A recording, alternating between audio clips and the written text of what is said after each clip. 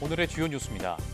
과학기술정보통신부가 중고폰 시장을 활성화하고 이용자 신뢰를 높이기 위해 중고폰 안심거래 사업자 인증 제도를 시행합니다. 사업자의 개인정보 삭제 절차가 마련과 단말기 등급별 매입가 정보 제공 등 이용자 보호 요건을 인증 기준으로 마련했습니다. 법령상 제출하는 문서 원본을 전자문서로 제출할 수 있도록 한 시행령이 국무회의를 통과했습니다. 이에 따라 정부는 각종 업무 처리를 기존 종이 문서 대신 전자문서로 대체해 종이 없는 행정 구현에 나선다는 방침입니다. 일론 머스크가 이끄는 스페이스X의 대형 우주선 스타쉽이 9번째 시험 비행에 나섰지만 비행 도중 조종력을 잃고 자세 제어에 실패했습니다. 1단 로켓 슈퍼 헤비를 처음으로 재사용했으며 2단 우주선은 궤도 진입에는 성공했지만 회전하면서 계획된 착수에는 도달하지 못했습니다.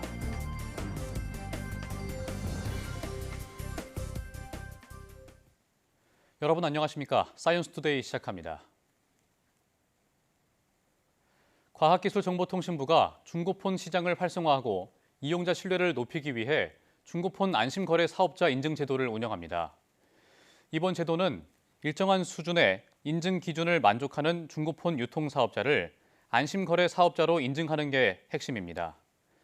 과기정통부는 사업자가 개인정보 삭제 절차를 마련했는지, 단말기 등급별 매입가 정보를 제공하는지 등 이용자 보호를 위한 기본적인 요건을 갖췄는지를 인증 기준으로 마련했습니다.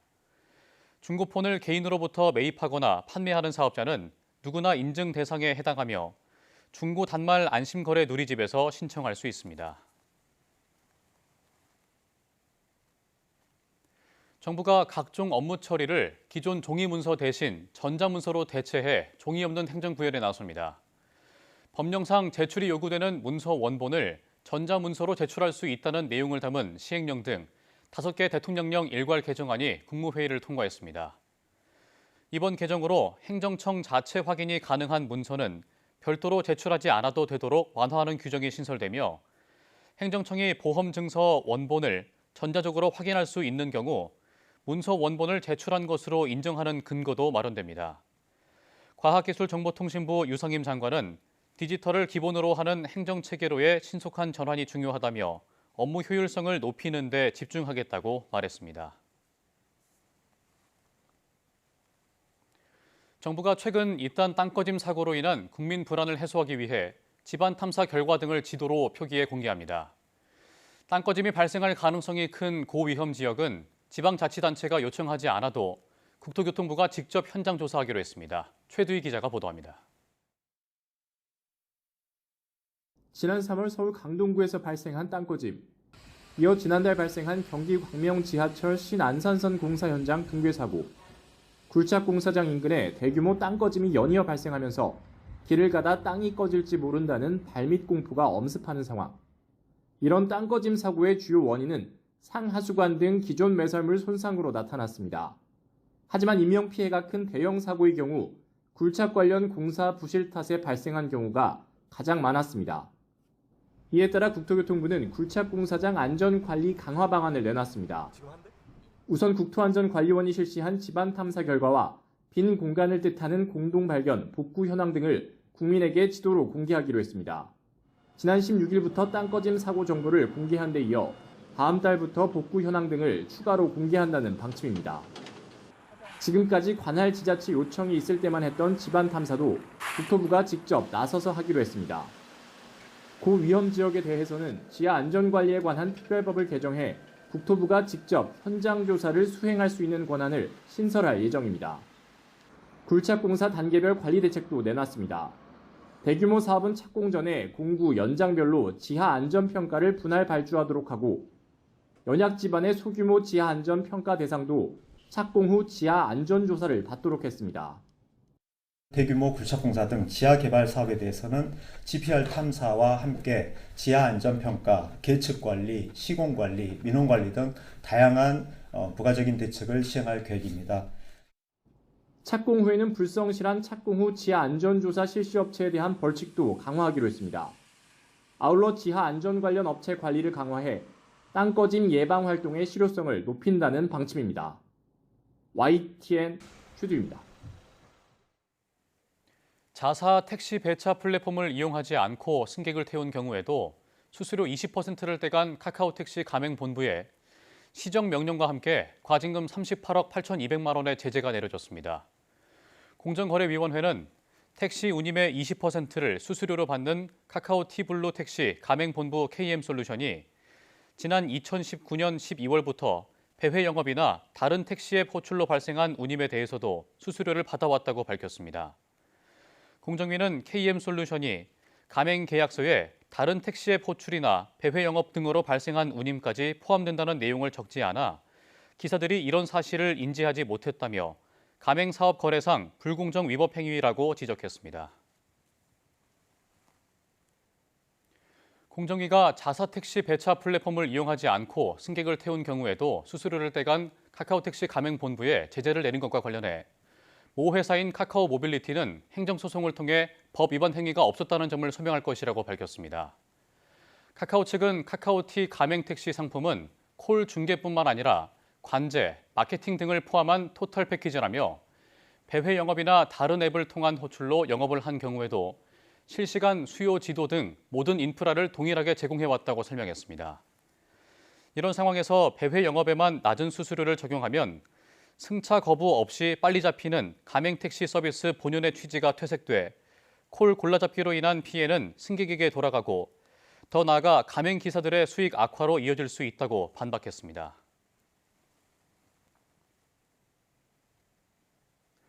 아시아 43개 나라 육상 선수들의 무대 아시아 육상경기 선수권 대회가 개막했습니다. 우리나라에선 높이뛰기 간판 우상혁과 단거리 유망주 조엘진 선수가 홈그라운드에서 메달 획득을 노리고 있습니다. 이윤재 기자가 보도합니다. 시끌벅적하던 경기장에 긴장감이 감돌고 총성과 함께 선수들이 땅을 박차고 달립니다. 운동장 반대편에선 세단 뛰기 결승에 나선 여자 선수가 금메달을 향해 몸을 던집니다. 2025 아시아 육상경기 선수권 대회가 경북 구미에서 막을 올렸습니다. 우리나라에선 단거리 유망주 조엘진과 높이뛰기 우상혁 선수가 메달을 노립니다. 많은 팬분들께 제가 이제 좋은 점프, 재미있는 점프 항상 말씀드렸다시피 보여드릴 거고요. 기분 좋게 즐기다 가셨으면 좋겠습니다. 제 점프를 보고.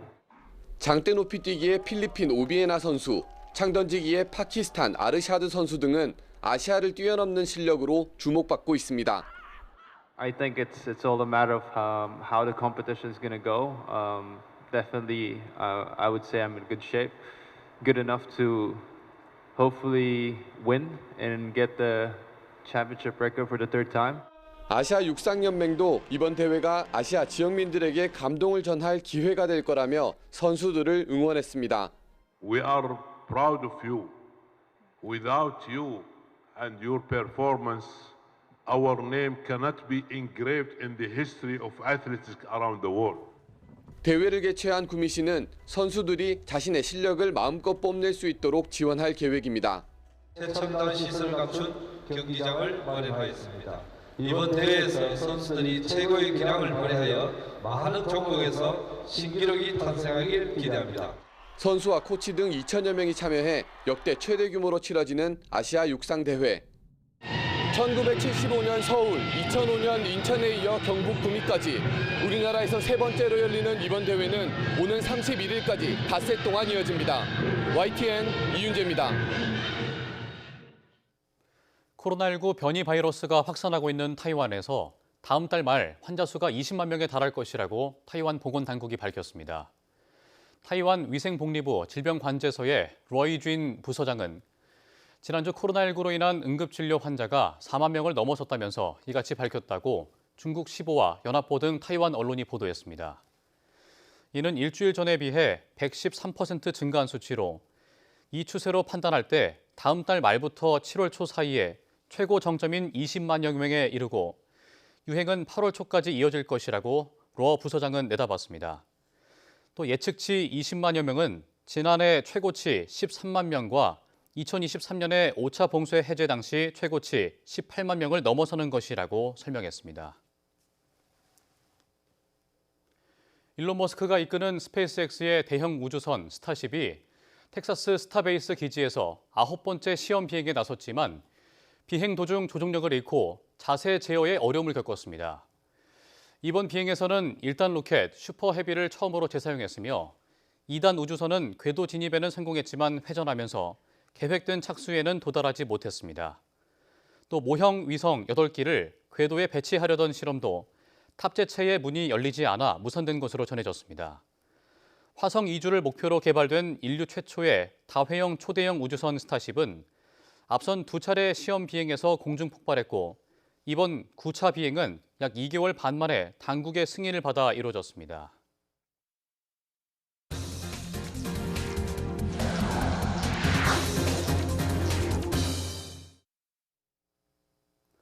정부가 한미 관세 협의와 관련해 경제적 타당성 조사에 착수했습니다.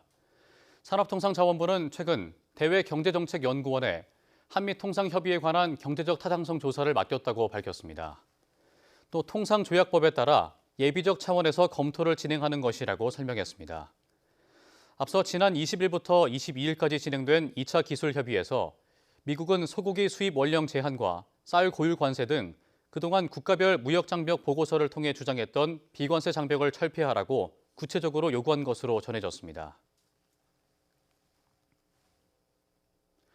트럼프 미국 대통령의 관세 전쟁으로 기업 투자가 줄어들면서 항공기와 자동차 등 4월 미국의 내구재 수주가 저조한 것으로 집계됐습니다. 반면 미중 관세 휴전으로 미국 소비자들의 신뢰 지수는 5월 들어 크게 개선된 것으로 나타나 경제 지표의 분위기가 엇갈린 것으로 나타났습니다. 뉴욕에서 이승윤 특파원입니다. 항공기와 자동차, 가전제품 등 지난달 미국의 주요 제조업 자본재를 뜻하는 내구재 신규 수주가 관세 전쟁 여파로 전월보다 6.3% 하락했습니다. 트럼프 대통령의 오락가락하는 관세 정책으로 기업들이 계획을 세우는데 어려움을 겪으면서 2분기 초 설비 투자가 줄어든 겁니다. 특히 기업 심리 악화로 비국방 분야에서 항공기를 제외한 자본재 수주는 지난달 1.3% 급락하며 지난해 10월 이후 가장 큰 폭의 하락세를 보였습니다. 반면 컨퍼런스 보드의 소비자 신뢰 지수는 이번 달 12.3포인트 상승한 98을 기록하며 예상치인 87을 크게 웃돌았습니다.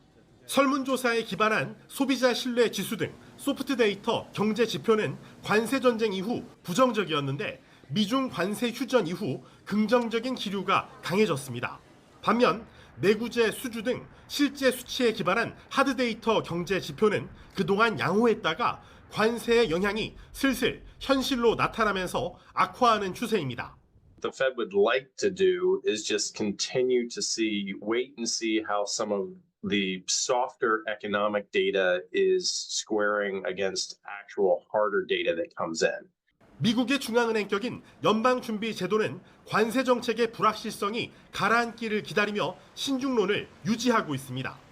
연준은 2월과 3월 중국에 부과된 관세만으로도 식량과 에너지를 제외한 상품 가격이 0.3%포인트 인상됐다며 금리 인하가 당분간 어려울 것으로 진단하고 있습니다. 뉴욕에서 YTN 이승윤입니다. 한국은행 금융통화위원회에 이달 기준금리 결정 발표를 앞두고 내수 침체에다 관세 충격 등으로 금리를 내릴 것이란 예상이 많습니다. 하루는 또 올해 우리나라 경제 성장률 수정 전망치도 발표할 예정인데 1.5%에서 0%대가 될 것이라는 우려도 나오고 있습니다. 류한원 기자가 보도합니다.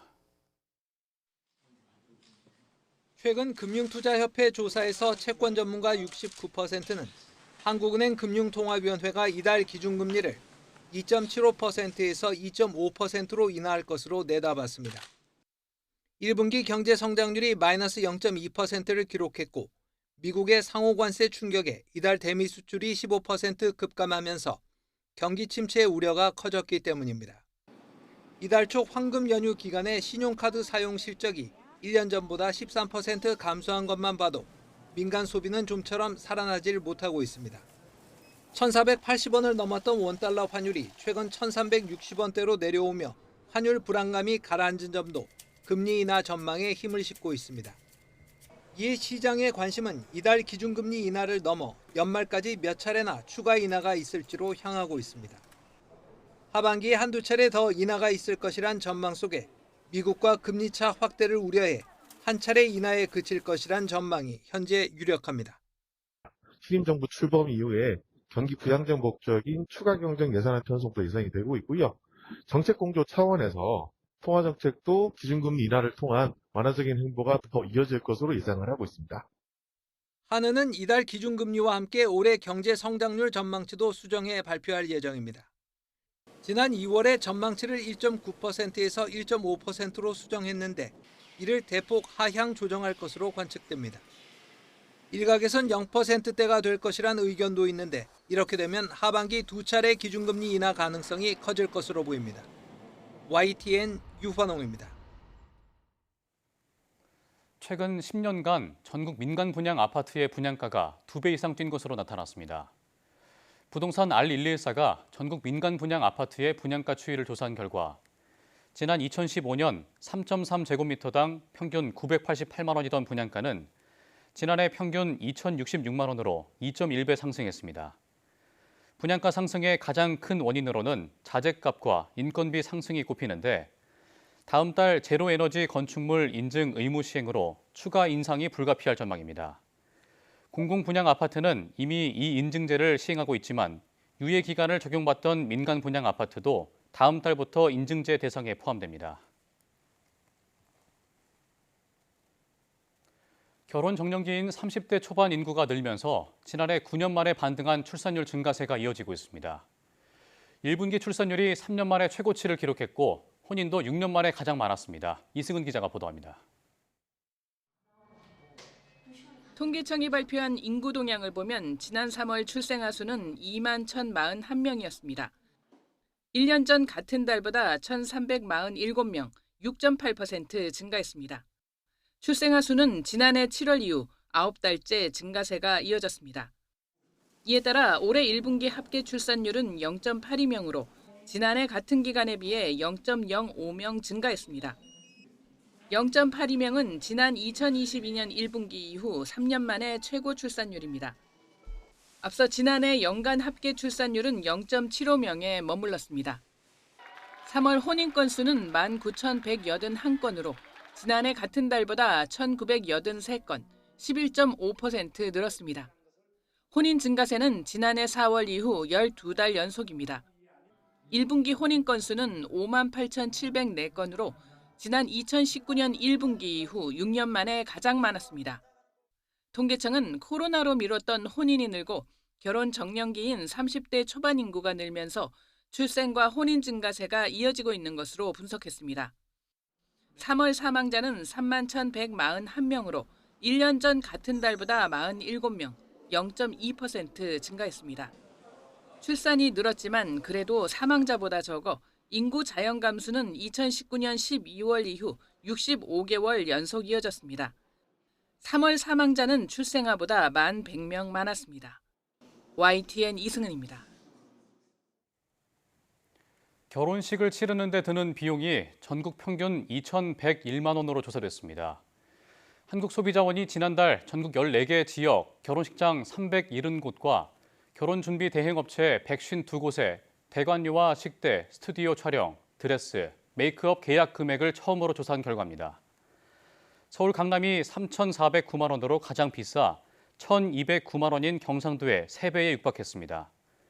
결혼식장 비용에서 가장 큰 비중을 차지하는 항목은 식대로 1인당 식대 중간 가격은 5만 8천 원이었습니다.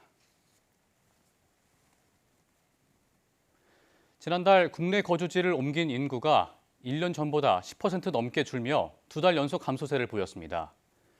통계청은 지난달 읍면동 경계를 넘어 이동한 인구가 47만 6천 명으로 지난해 같은 달보다 10.7% 줄면서 2달 연속 감소세가 이어졌다고 밝혔습니다. 고령화와 저출산으로 이동 성향이 강한 젊은 인구가 줄면서 거주지 이동이 감소하는 추세입니다. 지난달 인천과 경기, 충남, 충북 등 8개 시도에서 순유입이 발생했고 서울과 부산, 광주 등 9개 시도에서 인구가 순유출됐습니다. 지방 인구가 계속 줄고 있는 가운데 전북 완주군은 인구가 조금씩 늘어서 36년 만에 인구 10만 명을 다시 넘었습니다. 전북 완주군은 5월 27일 기준으로 인구 10만 5명을 기록해 10만 명을 넘었다고 밝혔습니다. 완주군은 2022년부터 하루 평균 260명이 늘었고 특히 2023년 삼봉지구와 운곡지구의 아파트 입주, 기업 유치, 테크노밸리 2산업단지 분양 등이 인구 증가를 견인했다고 설명했습니다. 또 임신, 출산, 돌봄 확대, 청년 일자리 지원, 노인 복지시설 확충, 교육정책 강화 등도 인구 증가 요인으로 작용했다고 덧붙였습니다. 작업 중이던 50대 여성 노동자가 기계에 끼어 숨진 SPC 삼립 치화 공장에서 경찰과 고용노동부 등이 합동 감식을 진행했습니다. 감식팀은 사고 당시 상황을 재구성하며 사고 경위 파악에 나섰습니다. 유서연 기자가 보도합니다. SPC 삼립 시화 공장으로 경찰 과학수사대가 들어갑니다. 50대 여성 노동자가 컨베이어 벨트에 끼어 숨진 사고와 관련해 경찰과 고용노동부, 국과수 등이 합동 감식에 나섰습니다. 기계 전반적인 작동 상태 그리고 안전 조치 여부, 기타 다른 문제점이 없었는지를 살펴볼 계획이고요. 감식은 1시간 40분 정도 진행됐는데 특히 숨진 노동자의 몸이 기계에 끼인 자세한 경위를 확인하는데 중점을 둔 것으로 파악됐습니다. 앞서 기계에서 삐걱대는 소리가 나면 내부 깊숙이 몸을 넣고 작업하는 때도 있었다는 노동자의 진술이 있었던 만큼 감식팀은 기계를 직접 작동시켜보고 사실관계를 확인했습니다.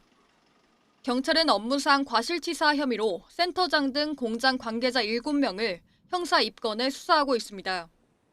또 고용노동부는 중대재해처벌법 위반 등 혐의로 SPC 삼립 김범수 대표와 법인을 입건해 수사 중입니다. 계열사 공장에서 노동자들이 다치거나 숨지는 사고가 잇따르자 SPC 그룹 차원의 책임을 물어야 한다는 목소리도 나오고 있습니다. 수사팀은 합동감식 결과를 토대로 철저하게 수사하겠다고 밝혔는데 조만간 SPC 등에 대한 강제 수사가 이루어질 거라는 전망이 나옵니다.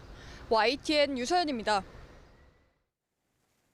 사망사고가 발생한 SPC 삼립 시화 공장에 대해 합동 감식을 벌인 경찰이 감식 자료를 집중 분석하고 있습니다.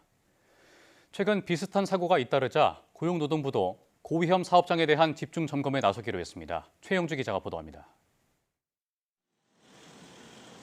국립과학수사연구원과 고용노동부 등 20여 명의 대규모 인력을 동원해 SPC 삼립 시화 공장에 대한 현장 감식을 벌인 경찰은 일단 자료 분석에 집중하고 있습니다.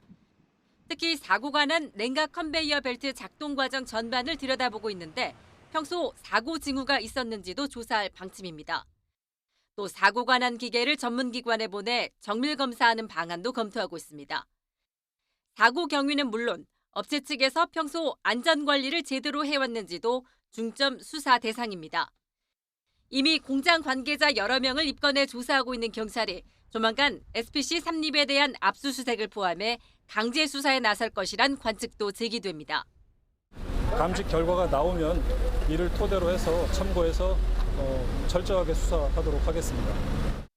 SPC 계열 제빵 공장뿐 아니라 최근 3년간 제조업 사고 사망자 가운데 끼임으로 인한 경우가 126명으로 가장 많았습니다. 비슷한 사고가 잇따르자 고용노동부는 적극 현장 점검에 나서기로 했습니다. 끼임 사고가 자주 일어나는 제조업체 가운데 고위험 사업장이 대상으로 미인증 기계나 기구 사용, 방호장치 설치 여부 등을 확인할 방침입니다. 노동부는 신체가 기계에 끼이는 사고는 단 한 번의 실수로 치명적인 결과를 부를 수 있다며 법령 위반 업체에 대해서는 행정사법 조치할 계획이라고 강조했습니다. YTN 최영주입니다.